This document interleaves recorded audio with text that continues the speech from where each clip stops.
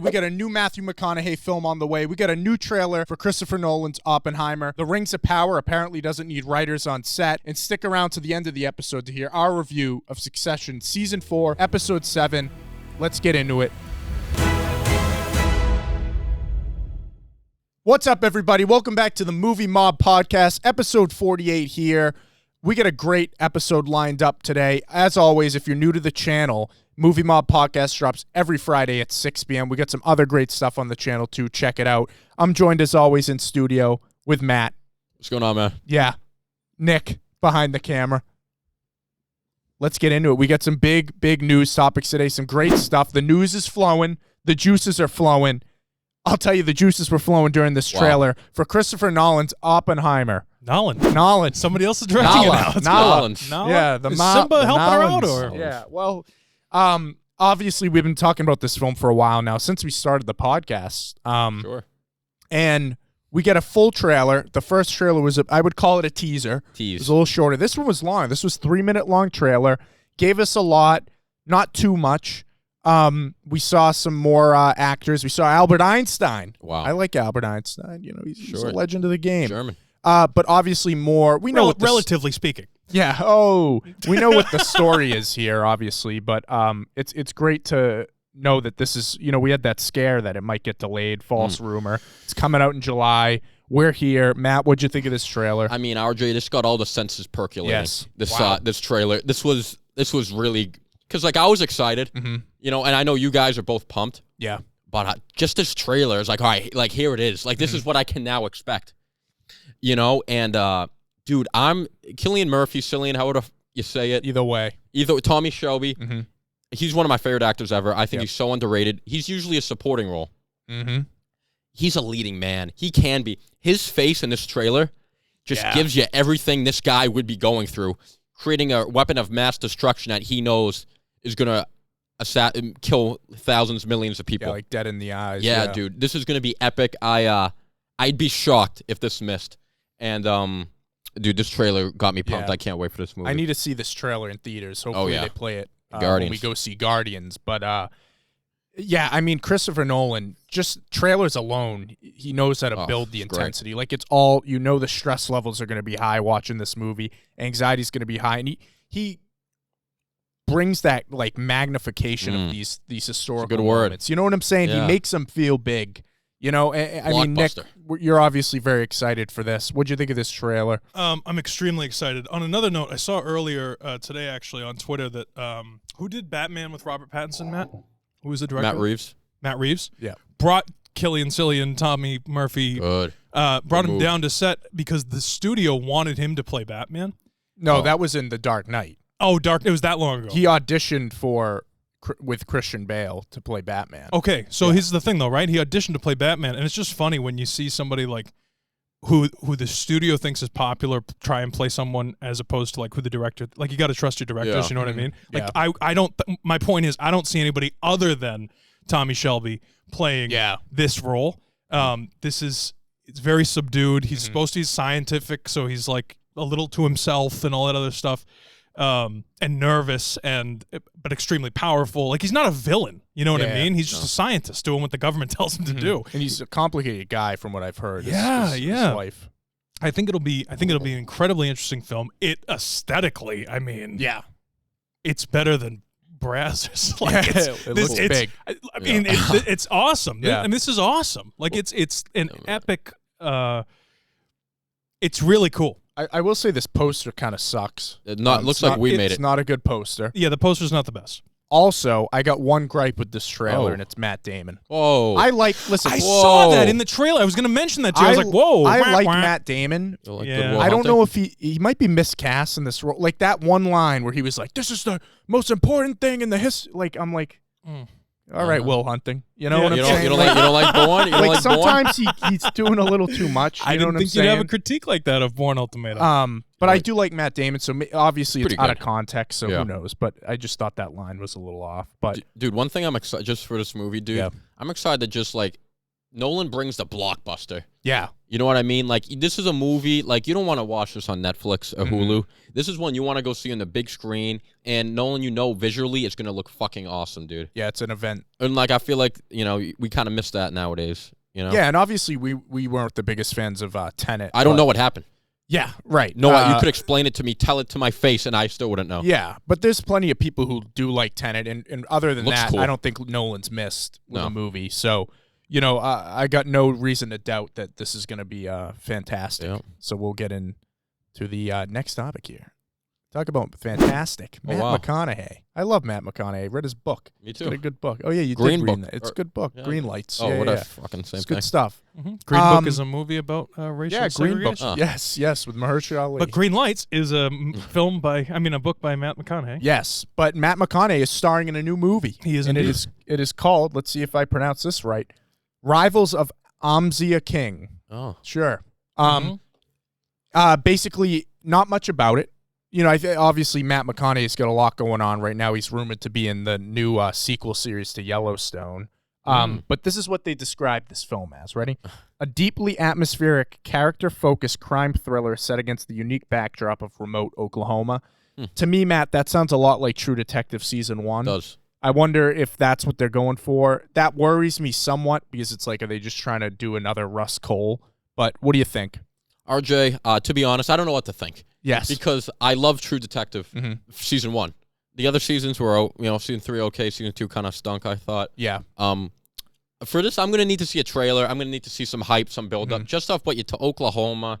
You know what I mean? It's very early stages. I love McConaughey, but, like, what do we do? I need to see. I need to know more. I need to see some stuff. But if he is playing that detective kind of role, he's got more behind the scenes. He's a little odd, a little quirky. But he's good at what he does, so people put up with it. I mean, that's interesting to me, and he's shown he could do it, so I would watch it. I mean, obviously, I wouldn't want a retread of, it's just the same character. But, Nick, when you look back in the 50s, like, Humphrey Bogart, all those guys, like, they just played the same character every movie. You know what I'm saying? It would kind of be not surprising for them to do this. But the director is Andrew Patterson. He's writing and directing it. And his last movie was a sci-fi. It's called The Vast of the Night in 2019, but like low budget, $700,000. And it got good reviews though. So this is probably his like to get a star like McConaughey. Maybe he'll blow up. Yeah, I hadn't heard of him, but yeah. Nick, you got any thoughts on this though? I'll watch it. I have no doubt. I think. Listen, Matt McConaughey's going to draw a crowd, right? It's a great name. If you're a director or whatever, and you're gonna make a movie, and then you get some notoriety, and then the studio, whatever it is, says that you're gonna direct this next big film. You got to pay up when Matt McConaughey is involved. Like it's not a joke. So, I mean, I'll watch it. I don't know enough about it really to. Yeah, it's very early. Also, though, he's not in a ton of stuff. Like you don't see Matt McConaughey everywhere. Sure. Like he does pick his roles. So. And he's good. Yeah, no, he's great. He's good. He's also a teacher at Texas. I heard that. Yeah. Basketball coach, too. Yep. Yeah. Good guy. Gives back to the community. No, he is. Really God-fearing. Yes, God-fearing man. We love Matt McConaughey. Check out his book, Green Lights. There you go. I'm plugging it. But our next topic. Here we go, baby. I'm about to hit it hard. I've been The quiet. Rings of Power. So obviously, we haven't talked about it much on this podcast, but the writers' strike is going on. The WGA. They're striking. First time it's happened since 2008, 15 years ago. That's how we got Quantum of Solace. They didn't finish the script for that. I like that. I like Quantum of Solace. Yeah, but some people don't. A lot of people don't. We also got Transformers: Revenge of the Fallen. Is Shia LaBeouf in that? Yeah, the third one. Yeah, yeah. I like the been a while. I like the Megan Fox ones. Yeah, but listen. So basically, to break it down in simple terms, if you're a part of the Writers Guild as a writer or a producer, you can no longer be making creative decisions on set. So if you finish the script beforehand, before the strike, you can continue with production, but you can't make any changes to the script. In this case, the writers of the show are also the showrunners, so they can't be on set at all making creative decisions. So the two showrunners of Rings of Power are not on set for season 2 right now. I will say they have shot the majority of it. There's only 19 days left in filming, but still, as of today, there's about 2 weeks left. Yeah, that's not great. It's not a great sign for a show that we all didn't like. But who knows? Maybe it's good that they're not there, and it'll be better. So that's kind of where I was going with it. Sorry, Matt, go ahead. What's your take on this? My thought, I relate this to sports. Yeah. Okay, this is like the end of the season, right? There's a shitty team. Yeah. And with 2 games left, their coach, something happens. He's a scandal. He's gone. Yeah. But, like, the team already sucks. So even though the head coach is gone, maybe they get better because they can't get worse. That's a great point. So that's the way I look at it. I thought season 1 sucked. Yeah. How much worse can you get? I mean, you're not wrong. We'll see. Yeah, that's a good point. That's a hell of a metaphor. Thank you. Analogy. Whatever. Yeah, it's fantastic, actually. Thank you. With that being said, there's 2 sides to every coin. So I'll take it from both perspectives here. On the one hand, they advertised this series initially as the most expensive, highest budget show out there. Right? $500 million or whatever it was, season 1. Yeah, it was like $160 million per episode. It's ridiculous. Yeah. It's absolutely asinine when you think about how much money is put into each individual episode. It really didn't look that much better than anything else. It really didn't. Yeah. Okay? Number 1. Number 2, you have everybody who writes the what happens for that $160 million an episode is no longer allowed to be on set. So how does that make any sense? And then, with all of the bad reviews and everything else, instead of just pausing and waiting and maybe rethinking some of your horrendous decisions that you made during season 1, maybe you take those 19 days that you have left, or those whatever it is amount of days that you have left, and you try and make some better decisions. Yeah. And you use this time without the writers to reevaluate. Okay? Nope, they're not going to do that. They are going to continue pushing on production without any creative decisions being allowed to be made. I think it's absolutely ridiculous, and it just shows that they have endless money, gobs of money to just throw away, and they're not giving it to us, and I'm pissed off because I want to make movies. I mean, it did say in the Variety article that the production was obviously aware about this possibility, and they prepared as much as they could. Sure. And obviously there's still directors doing it, but I mean, it's definitely not a good look. And like you said, especially when Amazon's throwing out so much money, you want quality too. And what does it say if you're a writer in the WGA, if you're on strike, right? Which, whether you believe in what the strike is for or not, that doesn't matter, right? That doesn't matter. If you're a writer, though, and you're on strike, and you cannot go to work, or you will be removed from the Writers Guild of America. Yeah. And you see Amazon as a company continuing production when you're not there, not standing up for you.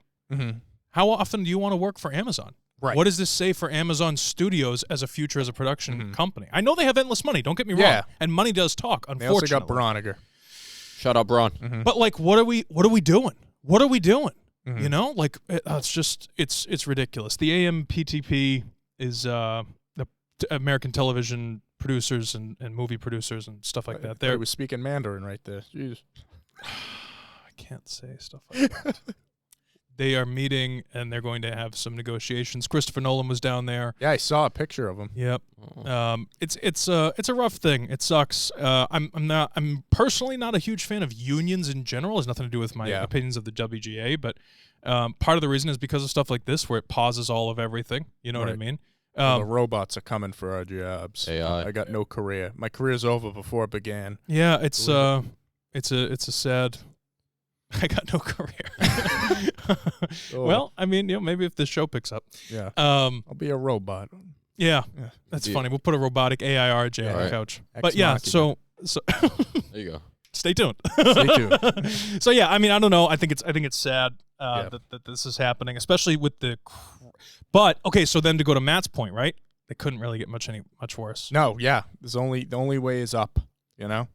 From the mines of Moria. Dude, this show sucks. It was so bad. This show's like, dude, a hot girl, you know what I mean? Lord of the Rings, Galadriel, like, looks nice, attracts you. You watch it, you talk to her. There's nothing there. There's she doesn't move her mouth. On to the next one, like Jay-Z says. Yeah. No good. Hove. But, you know what's pretty sad, too? Trials. We don't like trials. Trial by combat. And tribulations, you know? Oh. The song by Polo G. The quarter, is that a song? Oh, Polo G, yeah. But Nick, you take the stage here to talk a little bit about the Jonathan Majors situation, a little update. I believe he was in court the other day. Yeah, so on Tuesday, Jonathan Majors had his first court appearance. He appeared via Zoom. I have adjusted my take on this just a little bit. Just a little bit. Doesn't look good. It's not looking as good as it did. Okay? Now, that doesn't mean that I find him guilty or not guilty or anything like that. But this video that completely exonerates him does not completely exonerate him. Which I think was the video of the club of her. Yes. After, so right? the lawyer comes. So the guy gets arrested, right, and indicted and charged, and the trespassing order and everything else.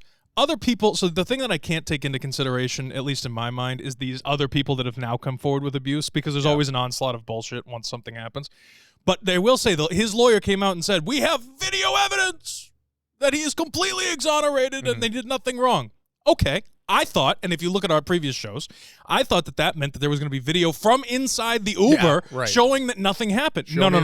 Show me the money. No. This woman who accused him of abuse or whatever it is, right? This woman who accused him was videotaped supposedly, allegedly, after the incident at a nightclub, dancing and having a good time and appearing to have not been injured at all. That's what it looks like. We don't really know the validity of the video or anything else, but that does not, by any stretch of the imagination, completely exonerate Jonathan Majors. Yeah. You know what I mean? Number one. Number two, the reason I've done, obviously, more research about all this stuff, and I wanted your opinion on this because it deals with the Kang and all of that other stuff. I was going to say, if he got beaten by Hank Pym and a pile of ants, do you think he stood any chance against the law system of America? Fair enough. But even though his PR and management team have dropped him, Disney, who is notorious for dropping people But they learned from their mistake with James Gunn, I think. Okay, but they have not dropped him yet. No, that's what I'm saying. Right. So my well, yeah, because James Gunn. Well, remember they fired him. Right. I get it. Yeah. I agree. So, but that's why I'm saying, it is kind of a rather long and arduous process. But I will say there was sufficient evidence presented to a judge. The whole reason for that hearing, this previous, earlier this week, was because Jonathan Majors' lawyer was issuing a motion to dismiss. That's what it was for. Drop the charges. Right. Yeah. They went in there, and they did not drop the charges. However, on the other side, on my other, don't blame people yet side, the charges have changed. Yeah, I did hear that. They have removed the neck injury, the other stuff. But now there's arm injury or something. Right, but it's different is my point. Yeah. If you shoot somebody with a gun, if you shoot somebody and kill them, the charge does not change from a shooting to a stabbing. That's all I'm saying. Yeah. It's like if you're going to bring charges of any sort of SA, DV, whatever it is, you got to make sure that you're bringing the correct charges. Yeah. It's crazy. It's interesting. I mean, and obviously it's going to be going along for a while now. Sometimes these trials take a while. Yeah. So maybe you could live stream watching it. Yeah, and I probably will. Yeah. I probably will. There's going to be a lot of changes to this channel coming up. In a good way. I'm fired. Matt's fired. No, nobody's fired. Sam's coming back. If anything, I'm putting you to more work for less money. All right? Yeah. WGA. if you come to Wilco Media Studios, you'd be outside, you see RJ with a picket sign. I work for free. I'm just for the people. Yeah. Amen. Appreciate that. Amen. Let's stretch that as far as we possibly can. What? Stretching what? More hours. Who are we stretching? Oh. Hey, Prometheus. But Prometheus. Who's Prometheus? Move on. I can't use it. I can't finish the sentence. Go ahead. So obviously this trial is going to be going on for a while now. I'm sure. Hopefully we get some more clarification, but who knows? What do you think happens? I think he's cooked. Doesn't look good. I think he's done. Matthew? I think we should have known when Hank Pym took him down. I really get no idea. Yeah, I don't know. I mean, really, I don't know anything. No, neither do I. I know nothing. Big deal though. Yeah. What do you think is the future of Kang and all that shit? That's interesting. We could easily recast him. Well, it's interesting. Isn't low-key season 2 coming out soon? Yeah, I think that's part of the reason they probably haven't announced anything. He's probably all over that season. Yeah, that's what he's I'm definitely saying. a big part. So if they do let go of him, it will be after that season comes out. They're probably waiting for concrete. Well, also I feel like this isn't as big in the news as the Johnny Depp thing. No. You know what I mean? They also have a built-in way of doing it with the multiverse. It's just it's not him. Yeah, if it's he's convicted or it's bad enough, the press is bad enough, they'll let him go. Bring Denzel in. Come on. We'll find someone older else. Kang. I like it. They'll spin it somehow. But we'll see. We got some questions today, and the first one is MCU related, and it's from Eden. Shout out. She threw out a great question here. Stacked episode. Thank you. With how well Guardians of the Galaxy Volume 3 is being received, are you guys more excited for the rest of Marvel's Phase 5 and 6 or James Gunn's DC? Oh, so this is, which one are we more excited for? Okay, I took this. Oh, okay. Matt, you got an answer? Well, can I just say before I answer this question, I'd like to give a shout to Eden. Yes. She watches every episode. Mm-hmm. She comments every episode. Yep. She said happy birthday to me. Said happy birthday. Was with us since the early House of the Dragon movie. Like, that's phenomenal. Mm-hmm. Like, really great. We appreciate it. Sure. What am I more excited for? I'm excited for Gunn's DC, man. I because agree. I feel like Marvel hit their peak. Marvel peaked. Mm-hmm. Endgame, the Infinity Saga, Iron Man, Cap, all that shit. And even if these new movies, I'm really excited for Guardians 3, but even if these new movies are good, it's never going to get that first kind of excitement you had of Iron Man and all that stuff. The kind of the ramp up of the superhero movies. Mm-hmm. DC, it's been like very individualized. You know what I mean? You've had good DC projects, like the Dark Knight trilogy and the new Batman movie, but you haven't had any that have been successful as a connected universe. Yes. Yeah. And it feels like Gunn has a whole new plan. It's all original ideas, and he's a really good track record. For that reason, I'm going DC because I'm more curious in what Gunn has to offer because I've seen the best from Marvel, in my opinion. I agree with you definitely on that. But I would say in terms of Gunn's DC, you know, everyone's got a plan until they get punched in the face, Mike right? Tyson. If Superman Legacy comes out in 2025 and it's bad, the plan goes out the window. You know, it's like Universal's Monster Universe when they put out Tom Cruise's Mummy movie and they just canceled it after, you know? So, I mean, we're going to have to wait and see. But right now, on this basis of what we know from Marvel and what James Gunn has told us about the DC universe, I'm with you, Matt. I'm going James Gunn's DC. Thank you. Nick, any preference here? Yeah, I mean, I've watched a lot of videos recently of James Gunn, just interviews and stuff like that. Those are good.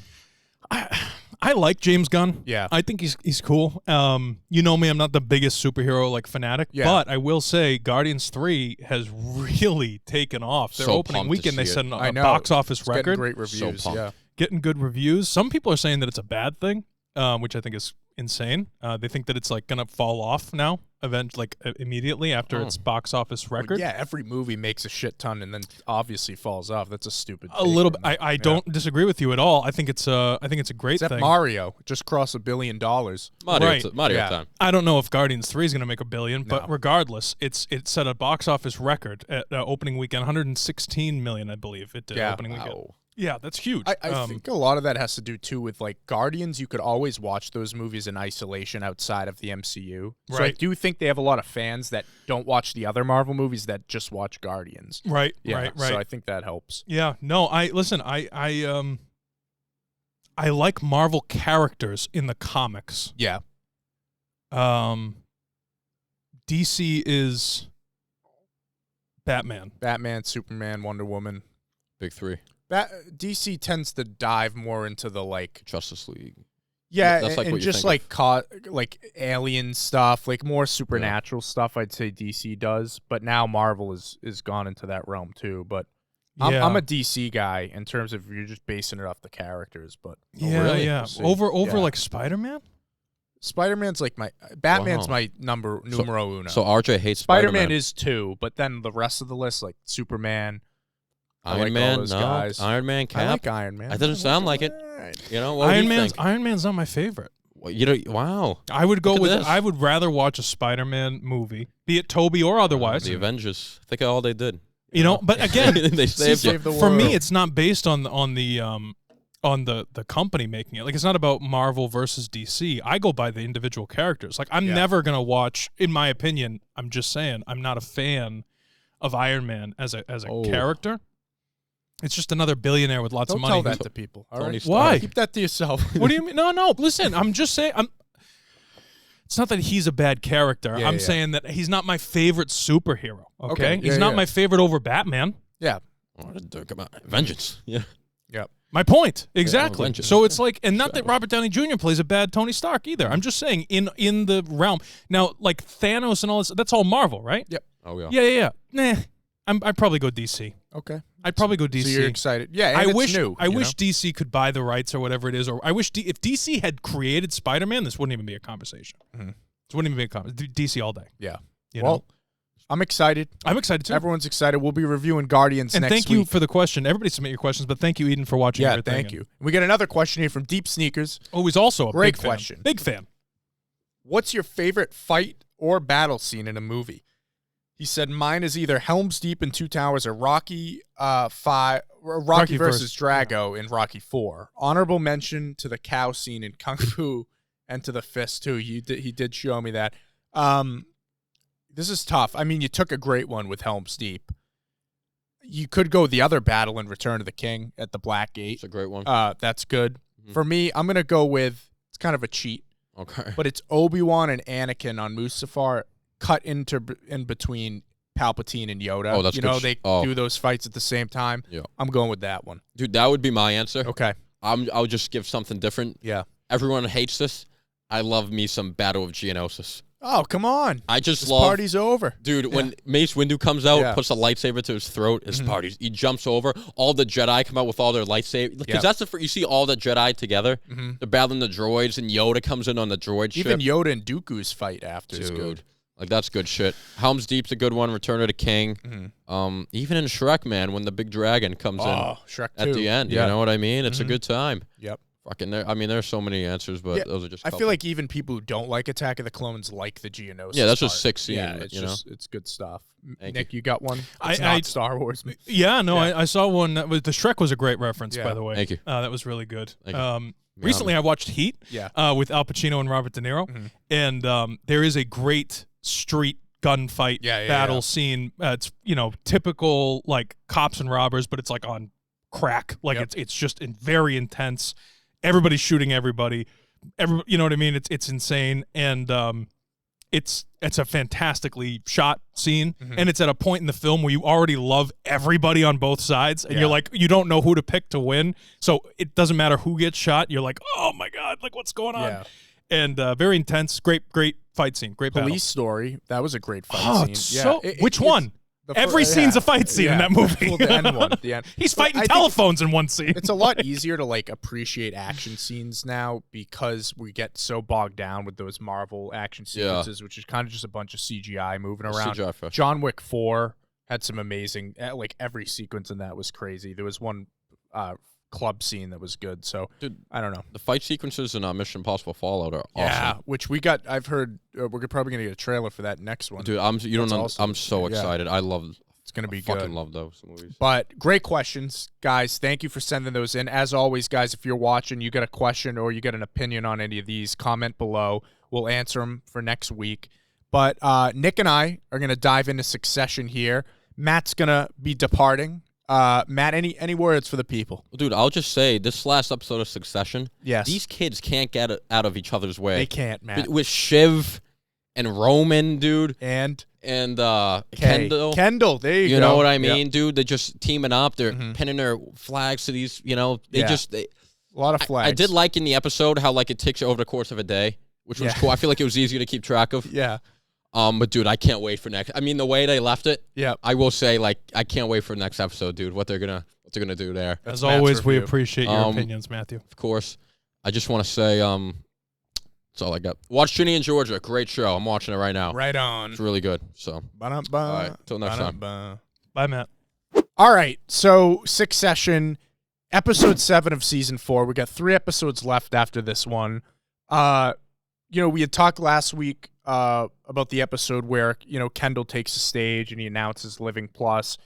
I think we both agreed it was our least favorite of the season. Not that we didn't like it, but we thought it was definitely the weakest of the episodes. But I think this was a great, return to form episode here. Sure. Very contained.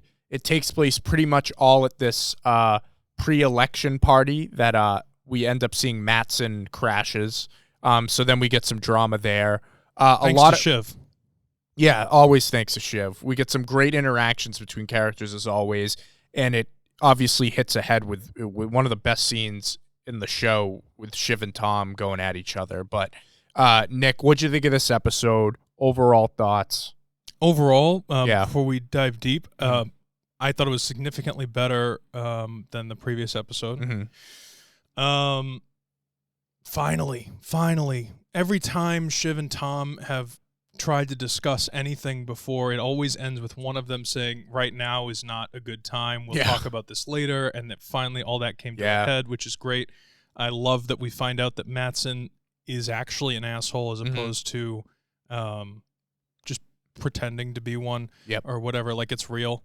Ebba, great character. Yeah. Very underrated character. More from Greg back in the kind of in the saddle of where I think he should be. And I liked it. I'm significantly ready to dive deep. There was one scene, and it's actually the very first scene that I was not a fan of. Okay. As usual, I have all of our pictures in order. Is this when they're talking about the funeral? Oh, this scene. This scene right here, with regard to it was a little out of nowhere, wasn't it? And we never revisit. No. He doesn't remember to call her. So obviously, but it's never recalled. So we forget as well as the viewer. Yes. Yeah. Right. You know what I'm saying? Yeah. He doesn't go like, oh shit, I forgot to call my daughter. Yeah. There's none of that. None of that. Yeah, this was very random. She hadn't been in the season. I haven't seen her in a while. It's been a while since we've seen her. So whenever I watch this, and again, I'm looking at everything from the perspective of somebody as if I was writing the checks to you as the writer for the show. Yeah. Right? So, like, let's say you bring me a script for this episode. Mm-hmm. I'm going to read this script, and it's a good scene. The scene itself isn't bad, right? But does the course of the show, now again, we don't know because there's more episodes to come. Yeah. But does the course of the show change based on whether or not this scene is included? Yeah, right. Especially this episode, And as an episode, right, if we never revisit the issues between Kendall and... We have 3 episodes left. Yeah. So...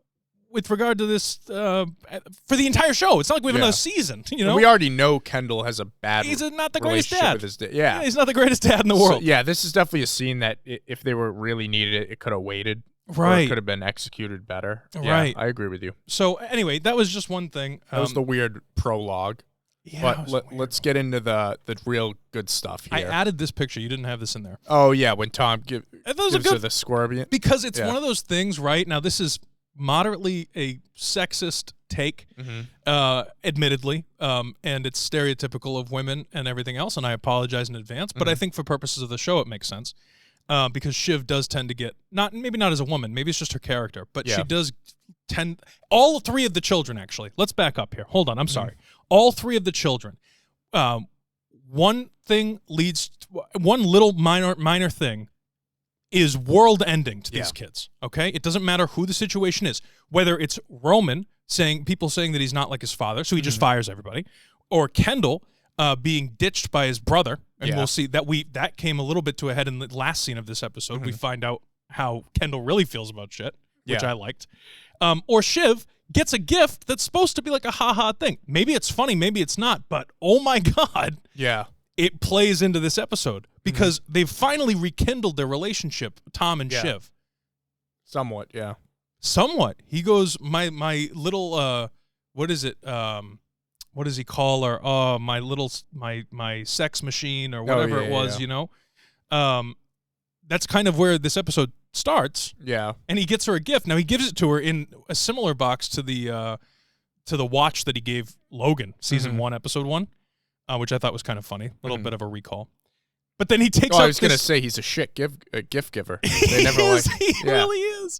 But then he pulls out this scorpion in acrylic glass or whatever it is thing and says that she's a scorpion. Yeah. But it totally ruins her mood. Like she's done. Oh, I know. Yeah. She's done for the rest of the episode, which I think is funny. It's a scorpion. Because you kill me, I kill you. Yeah. It's a good line. And she's totally so upset about it, which I think is hilarious. But we love Tom. That's why we love Tom. It just shows the unhealthy communication, too, in the couple. Because, like, normally you would say, well, like, you don't have to. Communicating doesn't mean that you have to fight. But this is a prime example of why they fight. Because she's upset about it. It hurt her feelings, which is fine. But she doesn't say that. She goes, you probably should get to work. And then look what happens later in the episode. A combination of every single time that happens. And they don't talk about stuff. Yeah. And then they blow up at each other. I mean, it's a lack of communication on the part of everyone. Yeah. He's an idiot. But I also think that she should know at this point that he's an idiot. And that he's a bad gift giver. Yeah. And, like, he's quirky. Things, What are you doing? He's quirky. So, like, you know, what are we doing here? That will definitely come to a head at the end of the episode. I just thought it was a funny scene to include. That's all. Then we go to... this little meeting with the kids before the party. Finally, some more Connor. We haven't gotten a lot of Connor, but obviously we knew that Connor's been busy planning the funeral for Logan, which I'm starting to believe more and more that's going to be the finale, it seems like. But obviously Marsha's doing her thing with that too. But, you know, they sit down, they talk about it. And what'd you think? What did you think of this little... Yeah, I mean, it's sad. I think there's a lot on, I don't know, I think there's just so much going on in these kids' lives. There's no possible way. I think, in a weird way, thank God for Marcia, even though she's taking over. And yeah, it's keeping them busy, where they really don't have to think this too much. But I don't know. It's probably sad. not a good thing at the end of the day, but we'll see. Yeah, I mean, do you agree? Do you think, I think this finale is probably going to be Logan's funeral? Yeah, that's what I said last week. Yeah. That's why I think it would be a logical conclusion. Yeah. Right? The end of a series, the end of a life, the end. If everything really is day by day, as they're saying, it makes sense that you'd have a funeral a week later. Yep. I don't know. I don't know. Yeah, we'll see. But let's get into this party. I want to get to this party. Let's get to the party. The tailgate party. The tailgate party for the election. So obviously the election's the next starts the next day, right? That's what they're waiting for. Yep. So just everybody, pretty much Jerry, everyone's there. The old usual suspects. But this is my favorite part of the show is when they just have these events like this, and it's just basically people having these little one-on-one interactions with each other, and then everything's collapsing throughout the whole place. Totally agree. And like you said, we got some more Greg, but then, Kendall gets up, gives a speech, pretty good speech. He had the room, and then Matsson walks in, unexpectedly, but Shiv, the double agent Shiv, was the one who told him to come. And obviously she's playing both sides here, no doubt about it. But at the end of this episode, she might have played the wrong side with Matsson. What do you think? No, I definitely think she played the wrong side with Matsson. I think that the reality of the situation is that Shiv has absolutely no idea what she's doing. That's not to say, by the way, that the other kids do know what they're doing. But this just shows it point blank. No research is done. They just going by emotion and feelings. This is a business. And it's a business decision, and you have to do research and be a little bit smarter about stuff. I think that Kendall is really set up here to do some really smart stuff at the end of the episode based on the information that is given. Just to clarify, it is found out that Matsson's numbers of subscribers, so Gojo is a virtual, it's like a Netflix, right? Or something like that, right? Or YouTube Premium or something. And Matsson's subscriber count in India has magically doubled. Yeah. As if there was a second India. Right. And he's apparently okay with it. He's totally okay with it. And only to the extent that it drives the value of his company up because it doesn't show where all the subscribers are. It just says how many subscribers there are added. Yeah. Yeah. And so, it's found out that his numbers are completely fraudulent. And, he goes, it's a great scene when Shiv calls him out on it, and they're in private talking, which I believe I have a picture of. Yeah, right here. We'll go back in a second. But during this scene with Shiv and Matsson, he goes, it's a little bit of a... It was very Larry David to me. Oh, yeah. Very Larry David for him to be like, as if it's a problem, and it's a little bit of a problem. And I died. I thought it was fantastically done. I think the acting in this episode specifically is top notch. You can't tell me otherwise. No, everyone played their role phenomenally, as they always do, but in this episode specifically, it was very well done. And again, you know me, I don't know. I like when you have everybody in a confined space because there's always drama, and it's reliant on the quality of the writing to 100%. Carry the show. Yeah. Because there's no explosions, there's no death, there's nothing crazy that happens. It's all writing, it's all conversation. So good. One thing we didn't talk about, and I don't even know if I have a picture of it, is Nate showing up. Yeah. How'd you feel? It's Nate. You don't think that was Shiv's scorpion? What do you mean? Tom gives a scorpion to say, F you kill me. Yeah, but didn't Kendall ask to have Nate there? Right, but I'm saying he asked Shiv if it was okay, and Shiv said, yeah, why not? It's Shiv's house. Oh, yeah. Shiv and Tom's house. Yeah. And she slept with Nate. Yep. She did do that. Yeah. I mean, no, definitely. I do. Yeah. Are you saying if the scorpion thing didn't happen, would Shiv have said no? Yeah, I think that's what I'm saying. Like when you have that, you're trying to rekindle. If you're trying to do all these things, I just feel like Shiv would have said, "No, you're out of your mind." I did love the callback that Nate made when he comes in and he's like, "Oh, I'll make sure not to drink too much of the wine."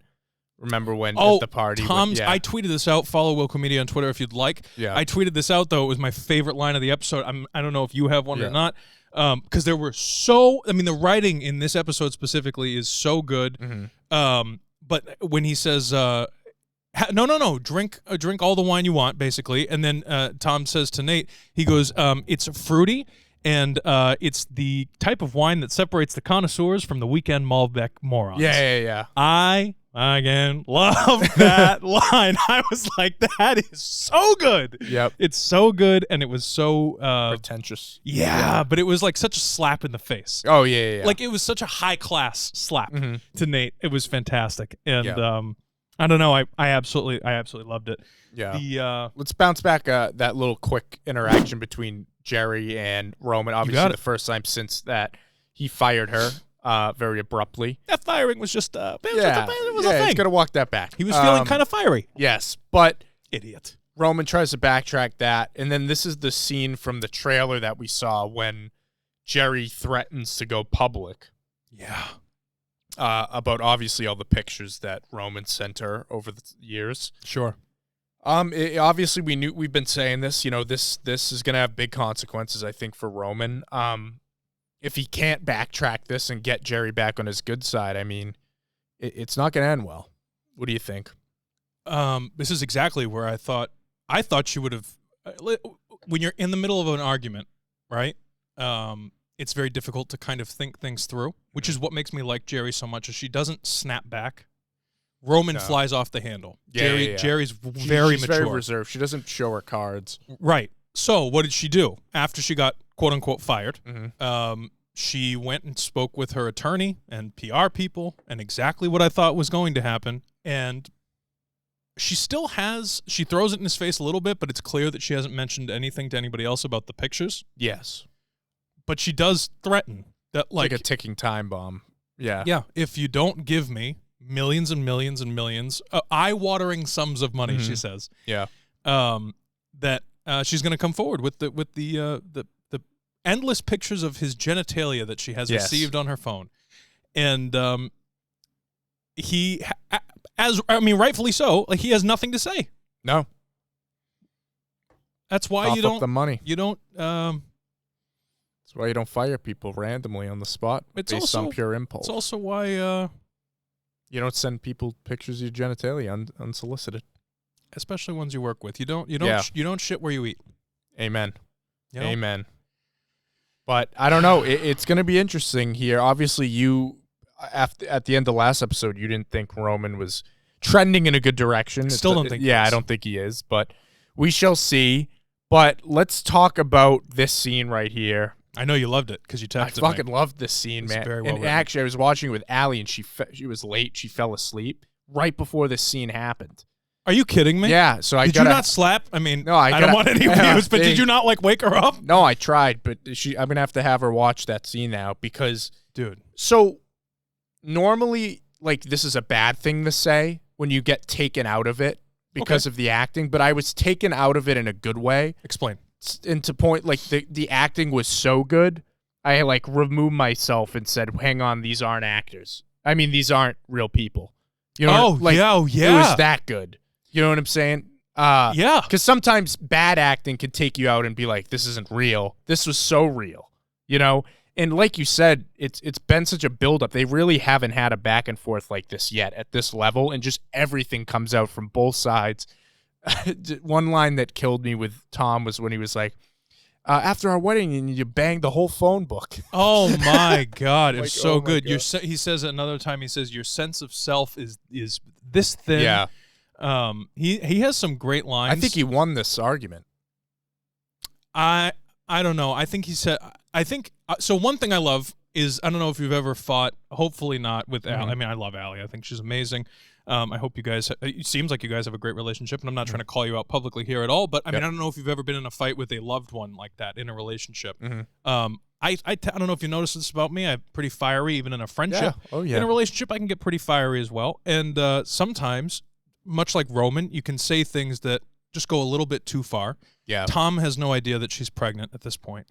And he does say, I don't think you're fit to have children. Did he say that before or after she said that she doesn't care about him?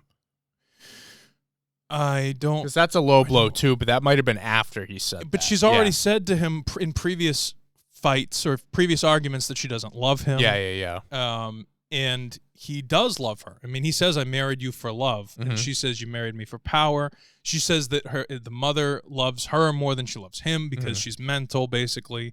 They both say some things that are incredibly, I mean, just such like jugular, low blow, horrible things to each other. Yeah. I don't think either one of them really mean the things that they're saying. I think they're just trying to win. Yeah. I think it's what they're used to is do whatever you can to win whatever situation you're in. And I think that, you know, when you're in a fight, whether it's physical or verbal, your objective is to hurt the other one bad enough so that you don't get hurt yourself. I'm not saying it's the right way to be. I'm just saying that's the objective here. And so they both say some of the shittiest things. Yeah, they do. I mean, it's so bad, some of the stuff that they say. And I think Tom needed it, though. I think he gets a lot of stuff off his chest that he's been trying to say. You're right about the acting. It's so awkward because it's not like because Tom is so awkward. I mean, he's so doesn't know what to say. Yeah. You know, no, he was ready. And finally, I mean, if you look back, he every single scene between the two of them in at least this season, and in previous seasons when they're arguing, but every single time Tom wants to bring something up and he says like, "Did you want to talk about it or whatever?" Yeah. She goes, "Well, now's not a good time," and she tries to do it in this scene as well. And he doesn't let her get away. He wouldn't avoid it. Yeah. I really enjoyed it. Not to jump around too much, but at the end of this scene, when Tom walks inside and he goes, "Okay, get the fuck out of my house. I'm tired. I'm going to bed." Yep. And they all go, "Ha, ha, ha," and he goes, "Get out of my house." Yep. Like, please leave. I just thought it was great. Party's over. There's a joke in my family that my grandfather at the end of a party, because my grandmother used to throw these huge parties with people. Yeah. And there's a joke in my family that my grandfather would go into the bathroom and come out with a toothbrush and start flicking the lights on and off when he wanted people to leave. Same type of deal. Very funny. But he's hurt. I think he's really hurt. Yeah. We see it. I mean, obviously, it's just funny because this episode starts off and you're like, oh, Shiv and Tom might actually get through this. And then it ends just like, nope. Yeah. In this great shot of Tom laying in his bed, and then we kind of leave off on a very somber note. What do you think's next? 3 episodes left. I could see so you know how they say like if you get into it's very common for when two men get into a fist fight that they become best friends right after the fist fight. Yeah, like they'll hate each other and then they get into a fist fight and become best friends. I could see that this pot boiled over a little bit, and I think that there may be a rekindling of some sort because now everything was thrown on the table. Yeah, I think everybody knows where everybody stands. Yeah. I don't think there's any secrets anymore. But I do agree with you though. The thing about her with the child though might be too big of a punch to the gut. Well, yeah, I think it's safe to say that it's not his. But you think so? That it's not Tom's? You don't think it's his kid? Well, episode 1, she's 20 weeks. It might be his like from right before he betrayed her. Yeah, that's what I'm saying in Italy. Yeah. I still think it is his, but still they haven't addressed the fact that she continues to drink and all this stuff. So I really Which is weird. Now, just to go off of the episode, but more into the behind the scenes thing. I every week I listen to the podcast after the episode. About it, right? But they mentioned her being pregnant because he directly says that you're not fit to be a mom. Yes. So the woman who does the podcast for HBO for Succession mentions, and he's on the episode. By the way, you always know that like I'm starting to understand where everything's going, based on who they have in that podcast. So like in episode 3 when Logan dies, they interviewed Brian Cox. Yeah. This one was Tom's episode, so they interviewed Tom. But there are people they haven't interviewed yet. You know what I mean? Yeah. So they haven't interviewed Nicholas Braun yet. Oh, interesting. I know. Sorry, I'm very excited. I love the show, but I love all of it, like trying to figure it out. Yeah. It's like a puzzle. You know what I mean? Yeah. Like trying to figure everything out. So I'm very excited for that. That could be very interesting. They have interviewed Sarah Snook. They haven't. I don't think they've had Jeremy Strong on yet. But anyway, they mention it directly, but they didn't mention the drinking or the drugs. Yeah. So it kind of lends into the whole like, what's gonna happen? I think it's the more they don't talk about it, the more I think it's gonna end in a bad way. Well, I don't disagree with you. Number 1. Number 2, though, we also have to realize that the season is day by day. So even though there are 3 weeks left in the show. there's only 3 days left in Succession universe. So what can happen in 3 days? Good point. If they continue to do the day by day, which they probably will. It would be absolutely bizarre if they didn't. Yeah. Absolutely. They're over halfway through the season. Yeah. So, like, if you have something like House of the Dragon, right? They did 3 episodes, time jump, 3 episodes, time jump. But this would be, they're 70% through. No, you're right. You know? So, yeah, I don't know what can happen in 3 days. I mean, if there's any sort of ending to a pregnancy, you're looking at multiple days in a hospital, which would take Sarah Snook out of the equation entirely for the rest of the season, basically. Yeah. Like, we only have 3 days. We have 72 hours or whatever it is to kind of wrap everything up. I'm excited. So, yeah. I'm super pumped. Yeah, it's going to be Are we doing a finale? What do we think? I think so. We'll be doing a finale review maybe like right after the show. Yeah. We'll get into it. Yeah. I know. It's going to be a late night for RJ. Oh, yeah. But listen, we're excited. Hope you're excited. Let us know down below what you thought of this episode. Please. We talked about episode 8. It's crazy how close we are to the end. We talk about that next week. We'll do a finale post-episode review when that hits. And, yeah, guys, thank you for watching. As always, the Movie Mob Podcast drops every Friday at 6 p.m. We get the Movie Roulette every Mondays at 12 p.m. in Matt's little show there, Sidelined NBA edition. Not Wednesdays. There's anything wrong with little show. What? You said little show. Yeah. Well, Matt's little side gig there. Issue. That's at 12 p.m. on Wednesdays, so check that out. NBA playoffs is getting interesting, so check it out. Comment below, like, subscribe. It really helps out the channel, guys. We appreciate everyone who's new to the channel, everyone who's been here. We appreciate it. We'll see you next week. How you doing?